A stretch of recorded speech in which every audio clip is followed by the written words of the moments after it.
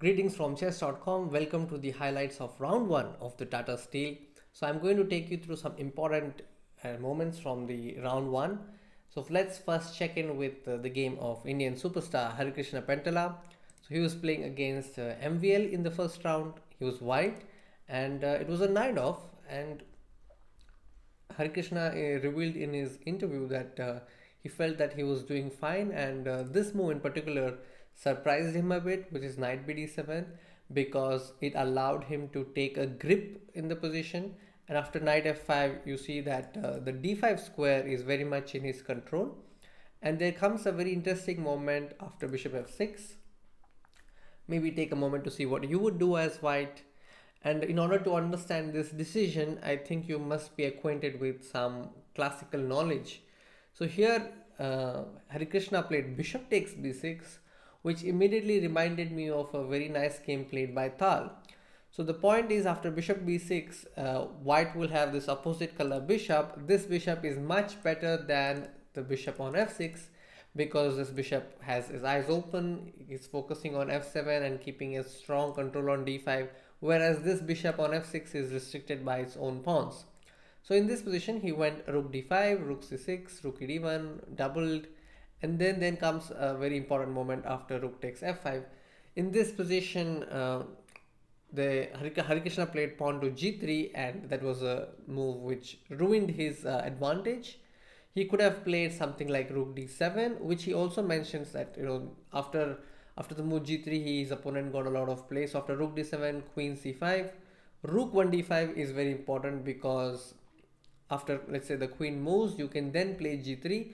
There is no scope for black to play e4 as the rook hangs. Why this is important is that after rook takes f5, Harikrishna went g3, but then his opponent played e4. Now what this does is this opens the bishop, and the bishop is keeping an eye on b2. At the same time, it helps black to coordinate forces. Black queen is coming to c5 very soon. After queen takes e4, queen c5 is a very important move, which not only protects the rook but also attacks the pawn on f2. This is what Harikrishna mentions, that after queen c5, black is doing very fine, and black is also ready to take the pawn on b2. So after this, they reach an endgame later, where theoretically the position is draw, because white is not able to create a passer on two sides. So in opposite color bishops, let's say after the rooks get exchanged, here it's important that white get a second passer on the other side, but these pawns can be easily blockaded, and then it becomes a draw, because white cannot do any progress on the king side, and then this is a theoretical draw. Now, which game was very important to know? I think there are a lot of games which indicate the advantages of having a bishop, light squared bishop like that. One game that comes to mind is the game between Mikhail Tal and Radulov. So I'm just scrolling through the game, so you can also check it out in the database. This is the kind of position I'm talking about. So Tal was white and Radulov was black. This happened in 1972. It's a very famous game which shows how white can play for an advantage because of this bishop on d5. So he activates his bishop and eventually wins the pawn on d6. You see? So he wins the pawn and then wins the game.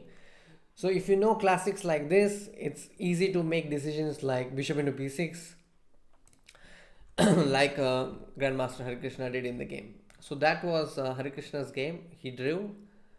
Let's go to the critical moments from other games. I call them the game-changing moments. The first one that I have is the game between Anton Donchenkov and Grandelius. Niels Grandelius was white, and the critical position in their game came after this moment, after h6, bishop e6, d4. His opponent responded with d5. Now, Grandelius revealed that he shared that he spent a lot of time trying to see how to take advantage of this pawn break, but later he settled on a very simple line, which did not promise him an advantage but gave him a comfortable position. So you see, this is what he calls the comfortable position, because black has a shattered pawn structure on the king side, and these knights can then occupy some key squares, and that's what happened. Knight came to c5. Now this position may look equal at first sight, but there are some problems. that black has to deal with. One of the problems is the b7 square, the pawn on b7. So the idea of rook a1 is rook a4, rook b4, rook b6, and then bring the other rook. So in order to prevent that, he went a5, but then in turn that became a weakness, and then he was able to win the pawn. The position is still not easy. After rook takes a5, this position black still has chances to draw, because rook endgames have high tendency, like high drawing tendencies. So in this position he can still wait and still fight on. But there came a blunder after rook d1, king h2, rook d7, rook a1. In this moment, black could still play with f4, or maybe just king e5, but he went wrong with rook d2, which was a blunder. Why this is a blunder is because the pawn on e6 is suddenly weak. There is a rook e1 check coming, and then there is f4 coming, which is making things difficult for black. For example, if you play king d3, white has rook e3 check, which is what happened in the game. And after king c4, white is in no hurry to take the pawn. He can first prevent rook into f2 by playing f4 himself, and then this pawn on e6 is falling. So even if you play a move like king d5, there is rook e5 check followed by capturing on e6. So this was the trap in which he fell, and after rook e1 there was really no chance. So rook d2 was the huge blunder, which gave Niels Dendelius a win. Then I have the game between Jordan Van Forest and Fabiano Caruana. Fabiano Caruana was white, and it was a very complicated game. The critical moment was after rook b2, I feel, which drastically changed the things in the game. Here, Caruana played f5 in the game, and after rook g2, h5, I think black got some drawing chances. But it was very important for white to go rook a8 here, so that you wait, and only if black plays rook g2 you go front, and if, let's say, if black takes rook takes b6 in this position, you have f5, and then creates a lot of threats, because if you go move with h5, then white can simply play king takes h5, rook check, king g5, f6, e6 threats are very dangerous. The advantage of having this rook is that it gives a lot of mating opportunities, so white can create a lot of mating threats. But after f5 the game just ended in a draw, because black was able to push this rook to defend the h pawn, and then black collected the b pawn, and then it was all a draw. But it's not easy, but Van Forest somehow managed to hold the game. But that was the moment I felt which was very critical. Then the other game-changing moment is something which you all should know. I think it's a theoretical end game. I'm coming to this position after king g2. Here it's very important as black to know one move to have this drawing construction. Here black has to play h5. You should prevent white from playing g4, and this is a very important move to hold a draw. And this is the drawing construction against 4 pawns. So if you're playing on the defending side, this is something you must know to hold. And Anton David did not have any problems holding this, because he knew this, and the rest of the game was equal, and he drew the game. So those were the game changing moments, and now I'm coming to tactical shots. So let me go straight to the moment in which Anish Giri found a very nice way to win. This is white to move.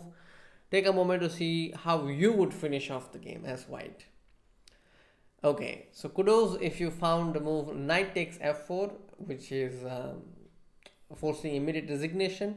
After knight f4, black can't really play a move like king h6, because there is queen f6 coming, and if you take e takes f4, there is rook takes g3, and if you take let's say edge g3, there is check, and then followed by mate here on h8, and if you take, let's say, with fg3, there is check followed by check, and then bishop c1.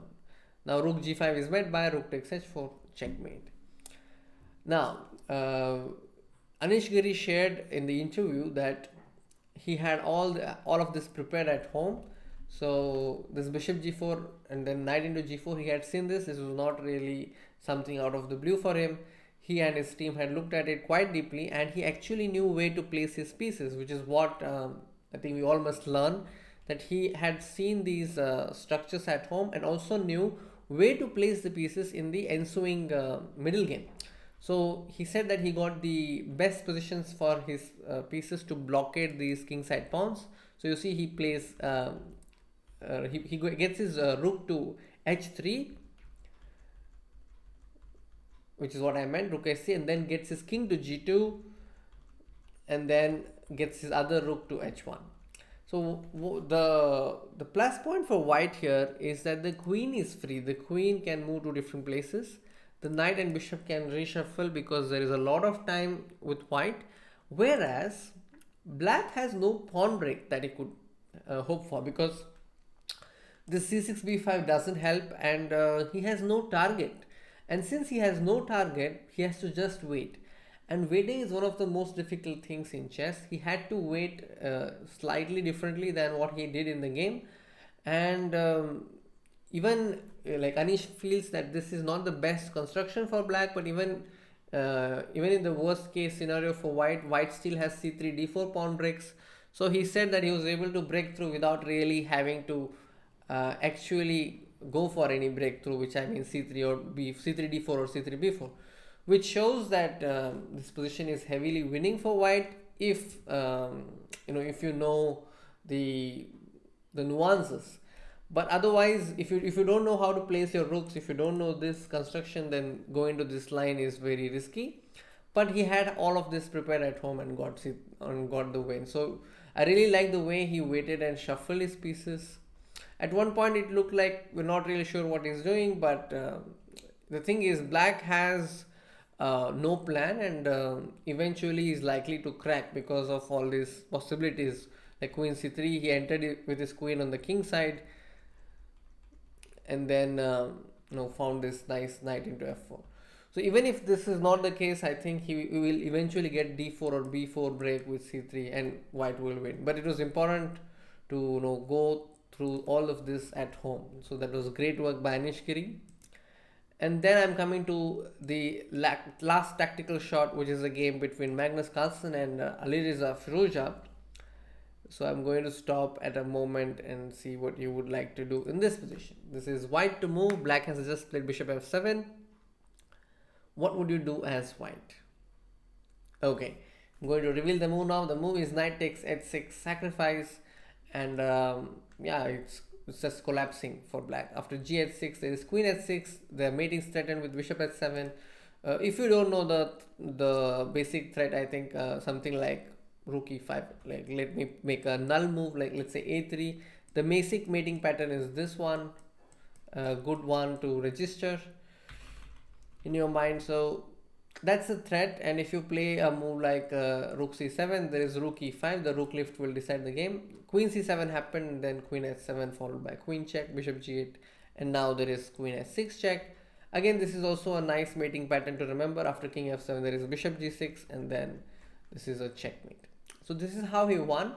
But this game involved a lot of risk for Magnus Carlsen. If you look at it objectively, I think in this position, after queen f4, rook e5, knight d7, rook a5, knight f6, Magnus could have taken a draw here, but he went for more than half point. He played d5, and it was a risky decision, but he felt that he had some compensation. After e5, e5, knight d4, queen d4. Why they play d5 is to restrict this bishop, because it's blocked by its own pawn after e5, and that gives some activity. There's some hope for white. There came another pawn sacrifice with e6 later. You see that he realizes his rook's job is done, so he wants to get this rook here and immediately switches the rook to b file. And the blunder came actually here after rook takes c6, knight a6, queen e6. King h8 could have saved him, but practically this position is not so easy to play. For example, white has a flashy move like knight h6, and black has to be so cool to play bishop h5. So this is not so easy to find on the board, but this was one of the ways to play for black. But after bishop f7, it all collapsed for him with knight h6. So that was Magnus Carlsen's game.